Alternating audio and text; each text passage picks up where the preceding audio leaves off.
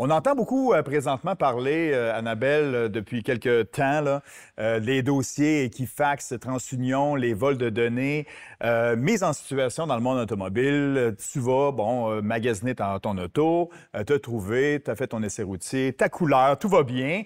Et normalement, tu arrives au bureau de crédit pour le financement. Ça va bien, c'est facile, ça fait plusieurs fois que tu fais ça. Mais là, par hasard, il y a quelque chose, bien, c'est pas un hasard, quelque chose qui arrive comme « Oh, OK, ça bloque drastiquement.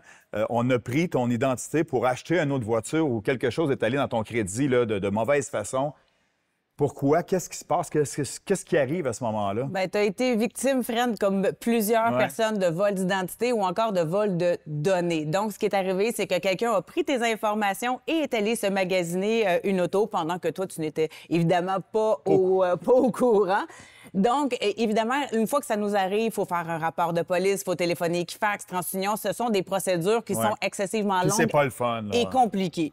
Donc, le meilleur moyen, ça reste encore une fois la prévention. Savais-tu qu'au Québec, et c'est pas mal la seule, en fait, c'est la seule province ici au Canada où on peut aller verrouiller et ou déverrouiller son dossier de crédit. Ça, c'est super important. C'est seulement au Québec pour l'instant. Oui. On s'imagine que peut-être ça va Oui, changer. c'est en train de changer dans le reste du Canada, mais pour l'instant, c'est le Québec qui est la seule province où on peut vraiment verrouiller ou déverrouiller son dossier de crédit. C'est simple, on va sur leur site Internet et on se crée un mot de passe.